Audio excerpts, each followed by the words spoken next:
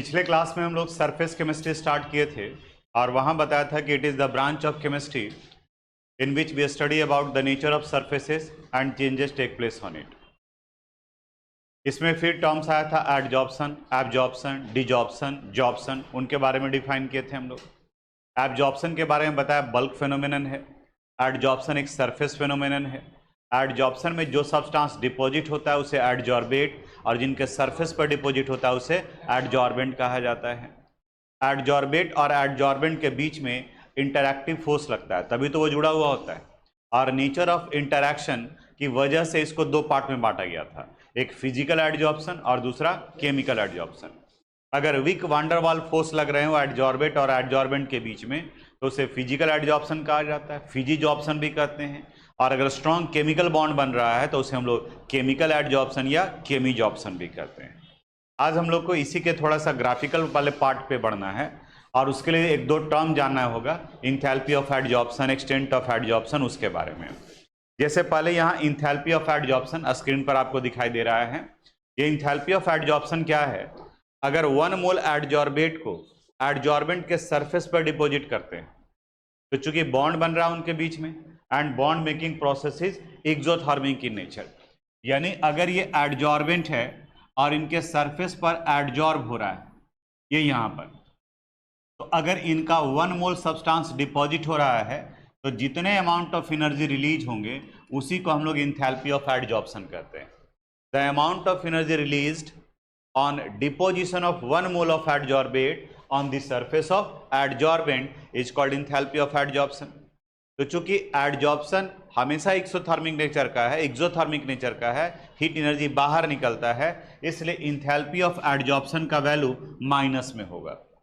अब physical adsorption और chemical adsorption में, फिजिकल एडजॉर्प्शन में इनका value -20 to -40 kilo joule per मोल होता है, जबकि केमिकल एडजॉर्प्शन में यह value -80 to -240 kilo joule per मोल होता है। कई बार एग्जामिनेशन में यही एक इंपॉर्टेंट क्वेश्चन बना है, what is the enthalpy of adsorption in the case of physical adsorption? तो it is -20 to -40 kilo joule per mole. Chemical adsorption में इसका वैल्यू कितना होता है? -80 to -240 kilo joule per mole. What is enthalpy of adsorption? It is the enthalpy change, it is the energy released during adsorption of 1 mole of adsorbate on the surface of adsorbent। इसी से फिर related है एक और term जिसे extent of adsorption कहा गया है। एक्सटेंट ऑफ एडजॉर्प्शन यहाँ भी डिफाइन किया, the amount of adsorbate deposited on per unit mass of adsorbent is called extent of adsorbent. यानी कि इसे हम लोग रिप्रेजेंट करते हैं x/m से। अब x देखो रिप्रेजेंट कर रहा है किसका? अमाउंट ऑफ एडजॉर्बेट, और m किसे रिप्रेजेंट कर रहा है? अमाउंट ऑफ एडजॉर्बेंट, यानी कि उनके मास पर कितना डिपॉजिट हो रहा है। Per unit mass of adsorbent ले लिया गया और जितना ग्राम होगा, अगर मान ली 0.1 ग्राम डिपॉजिट हो रहा है तो उसका 0.1 होगा एक्सटेंट ऑफ एडजॉर्प्शन।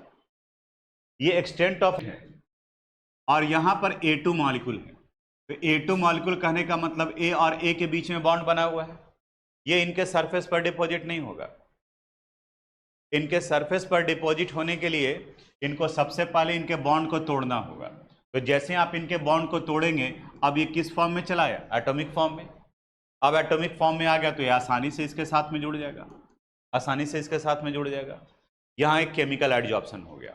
और अगर ये मॉलिकुलर फॉर्म में जुड़ रहा है A2 के फॉर्म में तो विक वांडरवाल फोर्सेस लगेंगे, तो इस एडजॉर्प्शन को कहा जाता है फिजिकल एडजॉर्प्शन। क्या यह फिजिकल हुआ?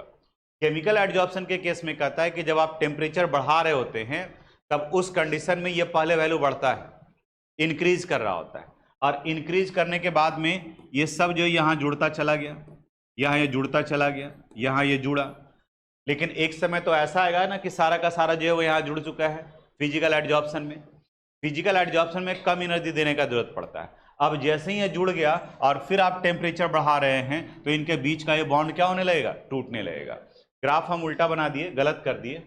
फिजिकल एडजॉर्प्शन के केस में टेम्परेचर बढ़ाने पर ये वैल्यू बढ़ता नहीं है, टेम्परेचर बढ़ाने पर ये वैल्यू जो है वो घटता है।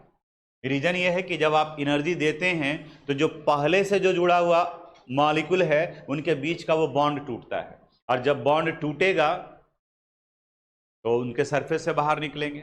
जबकि केमिकल एडजॉर्प्शन में पहले ये वैल्यू क्या होता है? बढ़ता है, फिर ये घटता है। In the case of physical adsorption, on increasing the temperature extent of adsorption decreases. Reason ये है कि फिजिकल एडजॉर्प्शन में मॉलिक्यूल का डिपोजिशन होता है, और मॉलिक्यूल चूंकि weak van der Waals force से बने हैं, इसलिए यहाँ पर कम ही एनर्जी का जरूरत पड़ता है, तो आसानी से जुड़ा हुआ है। और अब जो आप एनर्जी देते हैं तो इनके बॉन्ड को तोड़ता है। Bond making process is exothermic and bond breaking process is endothermic.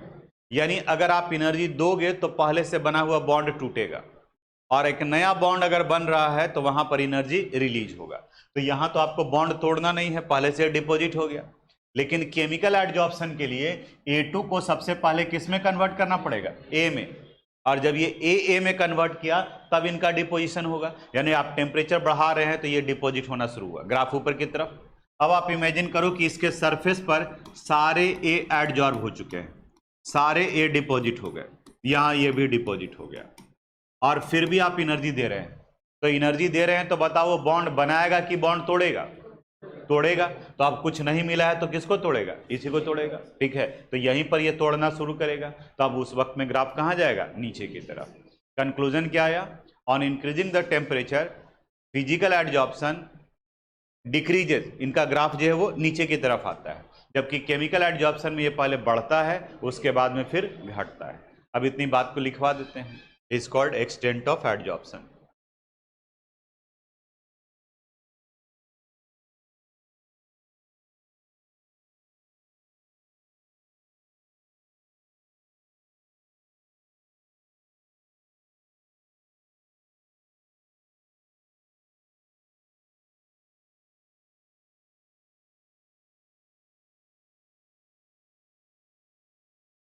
हो गया? अब लिखो ये टॉपिक, एडजॉर्प्शन आइसोबार,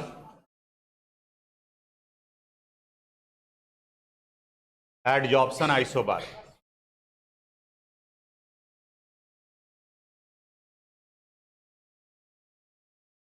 लिखिए, डिफिनेशन लिखवाते हैं। It is the graphical representation, it is the graphical representation between extent of adsorption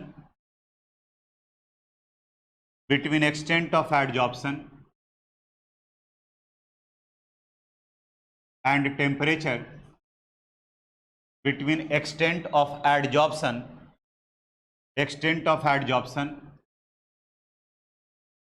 and temperature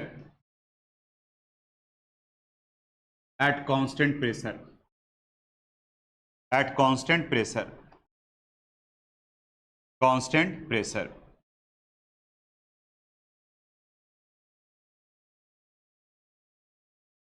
Paragraph change.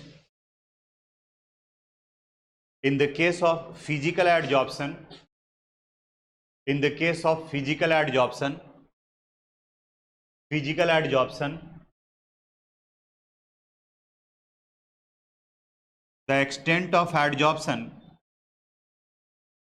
extent of adsorption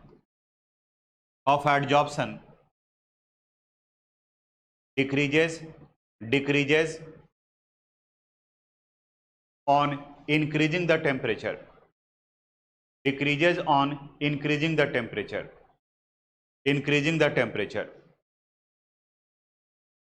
because it has weak van der Waals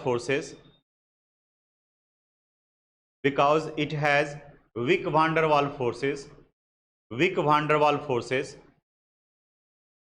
between adsorbate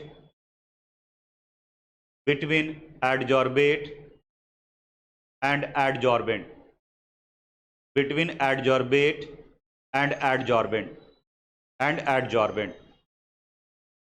which breaks on increasing the temperature,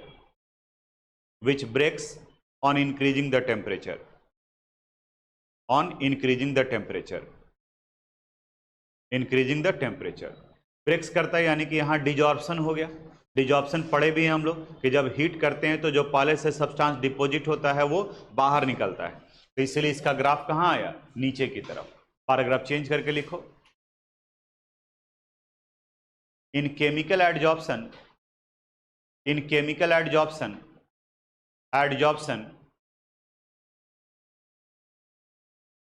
the extent of adsorption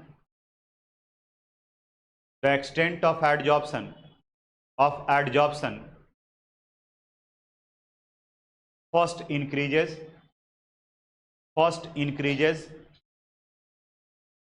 then decreases,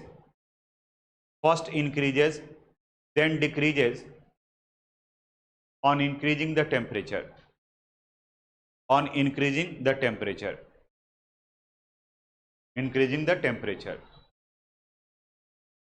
Initially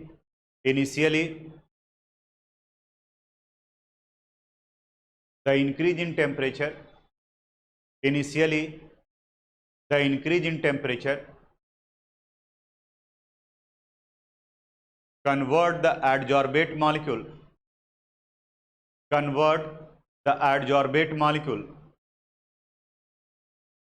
into atomic form,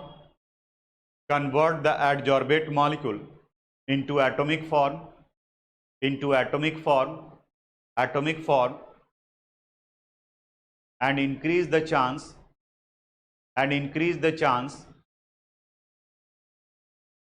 of chemical adsorption.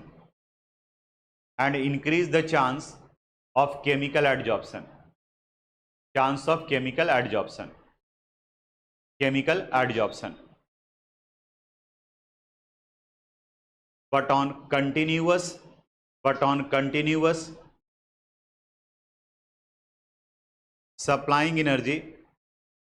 continuous supplying energy, desorption starts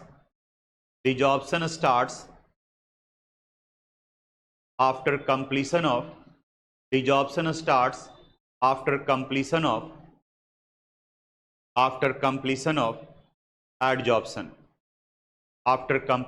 adsorption. फिर से एक बार समझा रहे हैं। यहां देखो, एक जगह पर यहां फिजिकल एडजॉर्प्शन को लेकर चलते हैं और दूसरी जगह पर हम लोग केमिकल एडजॉर्प्शन को, और डिपॉजिट होने वाला सब्सटेंस है A2। यहां पर भी A2 ही डिपॉजिट होना है। यह है आपका एडजॉर्बेंट। जहां फिजिकल एडजॉर्प्शन है वहां A2 मॉलिक्यूल डायरेक्ट इसके ऊपर में डिपॉजिट हो जाएगा विक वान डर वाल्स फोर्स से। तो चूंकि यहां पर विक बॉन्ड बनना है इसलिए बहुत कम एनर्जी का जरूरत पड़ता है, यानी कि ये रूम टेम्परेचर पर भी इटसेल्फ भी हो जाता है। यहां पर ये डिपॉजिट हुआ। लेकिन केमिकल एडजॉर्प्शन में अगर ये एडजॉर्बेंट है तो A2 को सबसे पहले हमें इसको तोड़ना पड़ेगा। तो तोड़ने के लिए आपको क्या करना पड़ेगा? एनर्जी देना पड़ेगा। तो जब आप एनर्जी देंगे तो A2 कन्वर्ट करेगा किस में? A में। ये A में अब ये सब कन्वर्ट कर रहा है A में। तो जितना ज़्यादा एटम में कन्वर्ट करेगा उतना ही अब इनके एडजॉर्प्शन का चांस बढ़ा। तब यहाँ पर ये डिपॉजिट हो रहा है। अब जैसे जैसे ये डिपॉजिट हो रहा है यहाँ से भी एनर्जी रिलीज होगा, because bond making process is exothermic in nature. आप इमेजिन करो कि एक कंडीशन ऐसा आया कि सारे के सारे एडजॉर्बेट इनके सरफेस पर एडजॉर्ब हो चुके हैं, केमिकल बॉन्ड बन चुका है, लेकिन आप एनर्जी कंटिन्यूअस बढ़ा रहे हैं। तो एनर्जी देने का मतलब बॉन्ड तोड़ना। पहले वो एनर्जी यहाँ तोड़ रहा था, पहले इसको यानी कि आपको प्रोवाइड कर रहा था, तोड़ तोड़ करके आपको दे रहा था, तो आप सरफेस पर डिपॉजिट कर लिए। अब ये नहीं बचा तो अब जो एनर्जी देंगे अब वो क्या करेगा? इसको किल करना शुरू करेगा, यहाँ पर ये मारना शुरू करेगा। जैसे कहा गया था कि एक व्यक्ति तपस्या किया, भगवान खुश हुए तो बोलो जी क्या बात है? तो कि हमको हमारा सोसाइटी में बहुत सारे लोग परेशान करते हैं, ठीक है, बहुत सारे लोग परेशान करते हैं, तो हम उनको पनिश करना चाहते हैं। तो बोले कि बोलो वरदान मांगो, क्या मांगना चाहते हो? तो हमको एक ऐसा राक्षस दीजिए कि जो हर दिन जो है वो हमारे कहे के अनुसार से 10 लोग को मारे। तो भगवान बोले कि सोच लो, ठीक है, लेकिन नहीं, सब सोच लिए हैं, ठीक है, हर दिन 10 लोगों को। तो राक्षस आया, वो बोला कि देखो कंडीशन बाबू ये है कि तुम हर दिन हमको 10 आदमी का नाम बताओगे जिसको हम मारेंगे, ठीक है, हर दिन 10 आदमी का नाम। वो भी पूरा खुश हो गया। पहला दिन जो चुन चुन करके 10 को मरवा दिया, फिर दूसरा दिन 10 को मरवा दिया। अब आप इमेजिन करो कि एक समय तो उसका सारा दुश्मन खत्म हो जाएगा, लेकिन शर्त के अनुसार से तो उसे 10 आदमी डिमांड करना ही करना है। तो अब जो उसके नज़दीकी होंगे, जो उसके दोस्त होंगे, अब उसकी बारी आ जाएगी। वही केस यहाँ पर भी है। पहले जो आप एनर्जी दे रहे थे तो इस मॉलिक्यूल को किस में कन्वर्ट किया? एटम में। तो इस एटम की वजह से एडजॉर्प्शन बढ़ गया, यानी कि ग्राफ कहाँ जा रहा है? ऊपर की तरफ में। लेकिन जब सारा डिपॉजिट हो गया, अब बॉन्ड तोड़ने के लिए कुछ नहीं बचा है, तो अब ये पहले से जो डिपॉजिट है उसी बॉन्ड को ये क्या करेगा? तोड़ेगा। तो जब यहां से तोड़ेगा तो फिर ये ग्राफ कहाँ गया? नीचे की तरफ। समझ में आया? तो ये ग्राफ बना लो आप, ये वाला पार्ट, ये दोनों।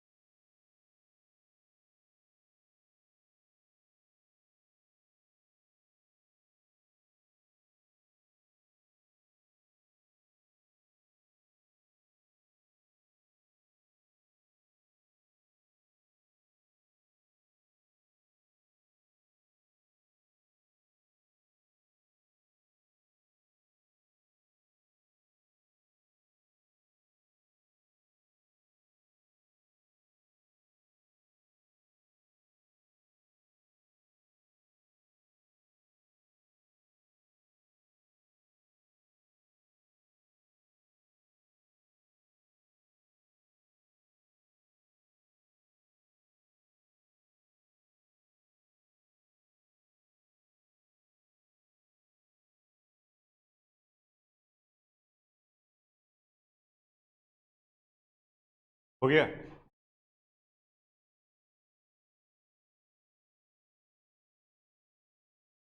नेक्स्ट लिखो एडजॉर्प्शन आइसोथर्म।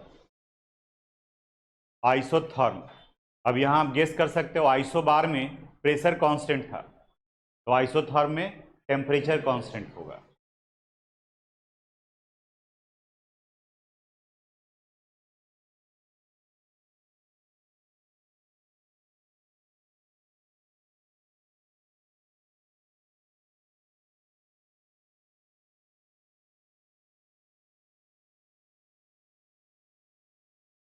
लिखिए इसके बारे में।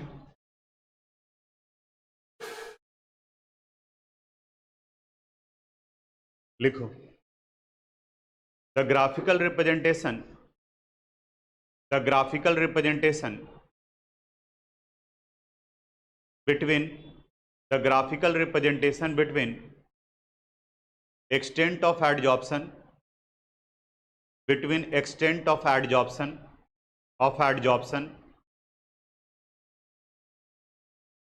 and pressure, extent of adsorption and pressure at constant temperature, at constant temperature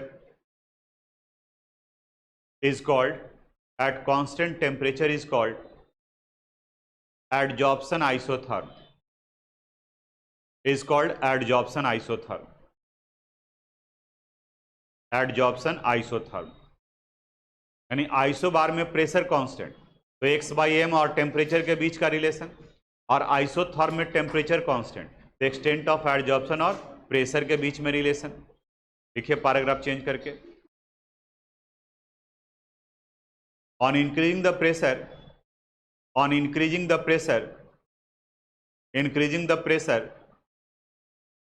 extent of adsorption, extent of adsorption, of adsorption first increases, extent of adsorption first increases, first increases, but after saturation pressure, but after saturation pressure saturation pressure it become constant, but after saturation pressure it become constant, it become constant. चलो देखो यहां adsorption isotherm, यहां पर भी graphical representation ही है iso बार के जैसा। इस जगह पर हम लोग ग्राफ प्लॉट करते हैं एक्सटेंट ऑफ एडजॉर्प्शन यानी x बाई एम, आइसोथर्म यानी टेम्परेचर कांस्टेंट है तो किसके बीच में, प्रेशर के बीच में। प्रेशर जैसे जैसे आप बढ़ाओगे एक्सटेंट ऑफ एडजॉर्प्शन का वैल्यू बढ़ेगा, लेकिन बढ़ते बढ़ते एक कंडीशन ऐसा आएगा कि अब ये वैल्यू कांस्टेंट हो गया, यानी अब आप प्रेशर बढ़ाओ कोई चेंजेस नहीं आने वाला है। तो जब कांस्टेंट होगा तो ये वैल्यू इस तरीके से आ गया।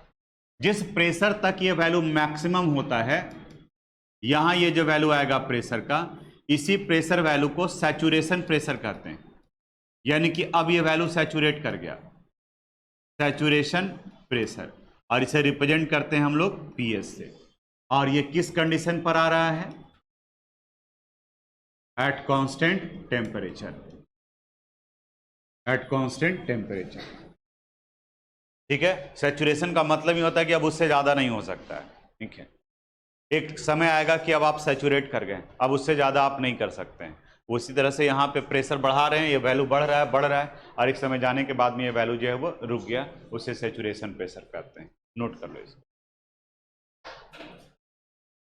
फ्रेंडलिज एडजॉर्प्शन आइसोथर्म मैथमेटिकल रिलेशन है। जो अभी हम लोग एक्सटेंट ऑफ एडजॉर्प्शन और प्रेशर के बीच का रिलेशन देखे, उसी ग्राफ से मैथमेटिकल रिलेशन निकाला गया है, जिसे फ्रेंडलिज एडजॉर्प्शन आइसोथर्म कहा जाता है। यहां पर देखना ध्यान से, फिर से उसी ग्राफ को लेकर के चलते हैं। यहां पर कीड़ा जो है वो क्लास करके आ गया ऊपर से नीचे।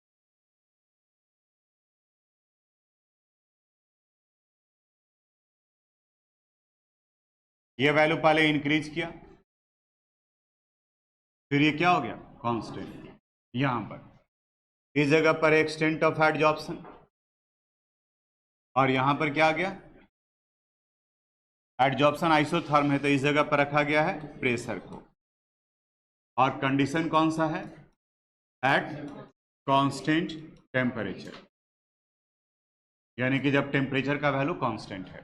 देखो कंडीशन लेकर के चलते हैं। अगर हम लोग यहां पर लो प्रेशर की बात करें, एट लो प्रेशर, जब प्रेशर का वैल्यू कम है तो देखो तो एक्सटेंट ऑफ एडजॉर्प्शन और प्रेशर के बीच में ये ग्राफ ऊपर की तरफ बन रहा है, तो बताओ ये डायरेक्टली प्रोपोर्शनल को रिप्रेजेंट कर रहा है या इनवर्सली प्रोपोर्शनल को। ये ऊपर की तरफ ये बढ़ रहा है और ये भी बढ़ रहा है, directly proportional. x by m is equal to directly proportional to p, या इसी को हम लोग लिख सकते हैं x by M would be equal to k into p. इसे इक्वेशन फर्स्ट मान लिया। अब जब प्रेशर हाई हो गया, इधर प्रेशर का वैल्यू, बोले ना कि ये जो है वो कीड़ा जो है परेशान कर देता है, आगे से ख्याल रखोगे, ठीक है, क्या होगे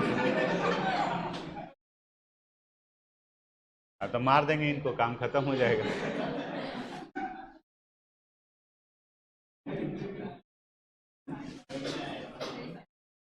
एट हाई प्रेशर, देखो at high pressure extent of adsorption का वैल्यू क्या हो गया, constant. x by m is equal to क्या है, कांस्टेंट। ध्यान से समझना है। देखो तो इसी को हम लोग x by M would be equal to k लिख सकते हैं, और देखो तो इसे हम लोग x by M would be equal to K into P to the power 0 लिख सकते हैं। p का पावर 0 कितने के बराबर, 1, तो ये k के बराबर में ही हो गया, तो ये हो गया इक्वेशन सेकंड। अब फिर से इस वैल्यू को देखो, बता सकते यहां p का कितना पावर है, 1। अब इन दोनों को देखा जाए कि अगर लो प्रेशर है तो p का पावर 1 और हाई प्रेशर है तो p का पावर कितना हो गया, 0। तो अब यहां पर अगर हम लोग कंसीडर करें eight intermediate pressure, eight intermediate pressure, यानी कि जब प्रेशर का वैल्यू ना तो हाई हो और ना ही लो हो, तब उस कंडीशन में ये रिलेशन आ जाएगा x/m would be equal to k into P to the power 1/n, जहां पर n का वैल्यू ग्रेटर देन 1 होना चाहिए। ध्यान से समझना, ग्रेटर देन 1 यानी n का वैल्यू अगर 2 है तो 1/2 कितना हो गया वैल्यू 0.5। तो देखो तो 0 और 1 के बीच में आ रहा है कि नहीं आ रहा है। फिर से लो प्रेशर पर P का पावर 1 है और हाई प्रेशर पर P का पावर कितना है 0। तो अगर हम इंटरमीडिएट प्रेशर लें यानी कि ना तो लो हो और ना ही हाई हो तो P का पावर 0 और 1 के बीच में आएगा। तो 0 और 1 के बीच में ये मैथमेटिकल ग्राफ आ रहा है, ये मैथमेटिकल आ रहा है रिलेशन, और इसी मैथमेटिकल रिलेशन को फ्रेंडलिच एडजॉर्प्शन आइसोथर्म कहा जाता है। तो अगर 1 मार्क्स का क्वेश्चन पूछा तो आप ये सीधा सीधा ये रिलेशन भी लिख सकते हो, इसी को फ्रेंडलिच एडजॉर्प्शन आइसोथर्म कहेंगे। अब n का वैल्यू जो भी रखें, अगर n का वैल्यू 3 रख दिए तो 1/3 यानी 0.33, अगर 4 रखे तो 0.25, तो n का वैल्यू कुछ भी रखोगे आप तो अब ये 1 और 0 के बीच में आएगा। तो simple Freundlich adsorption isotherm, it is the mathematical relation between extent of adsorption and pressure. ये एक्सटेंट ऑफ एडजॉर्प्शन और प्रेशर के बीच के मैथमेटिकल रिलेशन को रिप्रेजेंट करता है। तो जब प्रेशर ले रहे हैं हम लोग तो यहाँ पर P ले रहे हैं, और उसी जगह पर अगर प्रेशर की बजाय अगर हम लोग कंसंट्रेशन टर्म यूज करेंगे यानी कि मोलरिटी वगैरह में, प्रेशर में भी यूज किया जाता है, तो अगर मोलर कंसंट्रेशन के टर्म्स में यूज करेंगे तो in terms of molar concentration जिसे हम लोग C से रिप्रेजेंट करते हैं, तो इसका रिलेशन आ जाएगा x/m would be equal to k into C to the power 1/n। लिखिए, लिखवाते हैं पहले स्टेटमेंट, हेडिंग डाल ली। हम लोग सॉल्यूशन चैप्टर फिजिकल केमिस्ट्री में पढ़े हैं। सॉल्यूशन चैप्टर में बताया गया कि अगर सॉल्यूट को डिसॉल्व करते हैं सॉल्वेंट में तो होमोजीनियस मिक्सचर का फॉर्मेशन होता है, and the homogeneous mixture is called solution. शरबत बनाने के लिए हम लोग चीनी लेते हैं, उसको पानी में डालते हैं। तो बताओ, तो जब शरबत नहीं बना है तो चीनी के पार्टिकल्स आपको दिखाई देते हैं कि नहीं देते हैं? लेकिन जब शरबत बना देते हैं तो चीनी के पार्टिकल आपको दिखाई देते हैं। रीजन ये है कि उसका साइज छोटा होता चला गया, और छोटा होते होते एक ऐसे साइज को एक्वायर कर लेता है जब वो हमारे लिए इनविजिबल हो जाता है। अब उनके डिजॉल्व्ड पार्टिकल का साइज किस रेंज में गया है उसके अनुसार से सॉल्यूशन को 3 कैटेगरी में बांटा गया। अगर डिजॉल्व्ड पार्टिकल का साइज 1 नैनोमीटर से 1000 नैनोमीटर के बीच में हो तब उन्हें कोलाइड्स या कोलाइडल सॉल्यूशन कहते हैं। इसे कोलाइड्स या कोलाइडल सॉल्यूशन कहते हैं। अगर डिजॉल्व्ड पार्टिकल का साइज 1000 नैनोमीटर से बड़ा हो तब इन्हें सस्पेंशन कहा जाता है, सस्पेंशन। और अगर डिजॉल्व्ड पार्टिकल का साइज 1 नैनोमीटर से छोटा हो तब इन्हें सॉल्यूशन या सिंपल वे में इसे ट्रू सॉल्यूशन कहा जाता है। ये ट्रू सॉल्यूशन। हमारा टॉपिक यहां पर है कोलाइड्स। ये कोलाइड्स देखने में होमोजीनियस लगते हैं but actually it is heterogeneous in nature. Actually ये हेट्रोजीनियस नेचर का होता है। ट्रू सॉल्यूशन ये होमोजीनियस दिखता भी है और होमोजीनियस होता भी है। सस्पेंशन ये हेट्रोजीनियस दिखेंगे भी और ये हेट्रोजीनियस होता भी है। जैसे अगर आप चॉक पाउडर को वाटर में डिसॉल्व करने की कोशिश करेंगे वो डिसॉल्व नहीं होगा, वो नीचे बॉटम में क्या कर जाएगा, सस्पेंड कर जाएगा, बैठ जाएगा। वो किस कैटेगरी में चला गया, सस्पेंशन में। अगर शुगर को आप वाटर में डिसॉल्व करेंगे वो पूरी तरह से डिसअपीयर हो जाएगा। वो एग्जाम्पल हो गया किसका, ट्रू सॉल्यूशन का। कोलाइडल और ट्रू सॉल्यूशन में उसके पार्टिकल के रेंज को डिफ्रेंशिएट करना, यानी उनके एक्चुअली उनके पार्टिकल का रेंज मैटर करता है।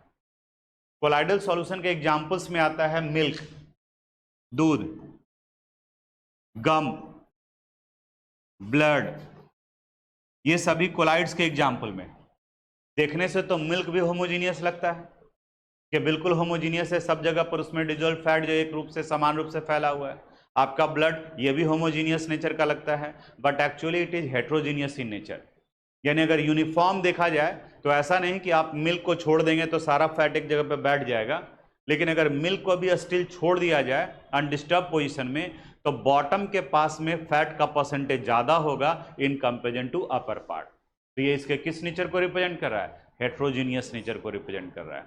जबकि शरबत अगर आप बना करके छोड़ दिए हैं तो कल परसों भी आकर के आप देखिए तो उस कंडीशन में भी आपको यूनिफॉर्म कंसंट्रेशन ही लगेगा।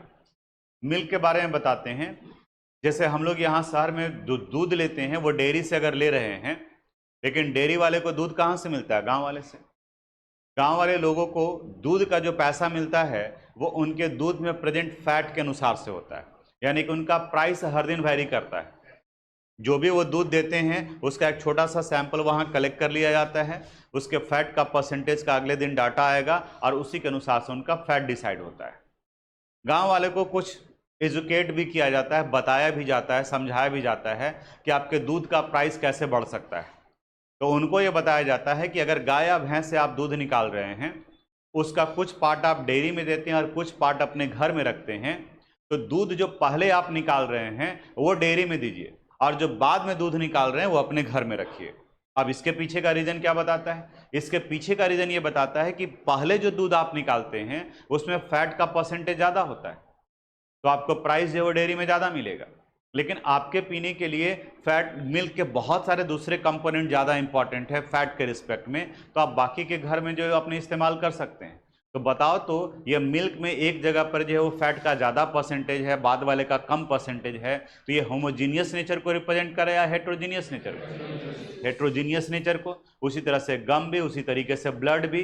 फिर से हम ये नहीं करें कि अगर आप छोड़ दोगे तो पूरा बैठ जाएगा बॉटम में। आगे इसके प्रॉपर्टीज में पढ़ेंगे, यहाँ पर सेम चार्ज की वजह से उनमें रिपल्सन हो रहा होता है, इस वजह से वो बॉटम में नहीं बैठते हैं। अगर बॉटम में बैठ गए तो वो उसको क्या कहा जाएगा? सस्पेंशन कहा जाएगा। अब अपने टॉपिक पर आते हैं। आपसे अगर पूछा गया व्हाट इज कोलाइड और कोलाइडल सॉल्यूशन, तो it is the type of solution in which the size of dissolved particle is ranging from 1 nanometer to 1000 nanometer। Solution के केस में हम लोग जिस सब्सटेंस को डिसॉल्व किया जाता है उसे सॉल्यूट कहते हैं और जिसमें डिसॉल्व किया जाता है उसे सॉल्वेंट कहते हैं। लेकिन कोलाइडल के केस में सॉल्यूट की जगह पर यहाँ टर्म यूज करते हैं हम लोग डिस्पर्स्ड फेज, और सॉल्वेंट की जगह पर यूज किया जाता है डिस्पर्सन मीडियम। डिस्पर्सन मीडियम यानी कि जो डिसॉल्व किया जा रहा है वो डिस्पर्स्ड फेज और जिसमें डिसॉल्व किया जा रहा है उसको डिस्पर्सन मीडियम। यानी सॉल्यूट और सॉल्वेंट बोलेंगे तो सॉल्यूशन हो जाएगा, और डिस्पर्स्ड फेज और डिस्पर्सन मीडियम बोलेंगे तो वो कोलाइड्स हो जाएगा। है समझ में? अब इतनी बात को पहले लिखवा देते हैं। Thanks for watching this video. अगर आपको कोई प्रॉब्लम है, अगर किस तरह का समझने में कोई दिक्कत है, तो आप मुझे मैसेज कर सकते हैं। हम अपनी तरफ से पूरी कोशिश करेंगे उसे रिप्लाई करने के लिए।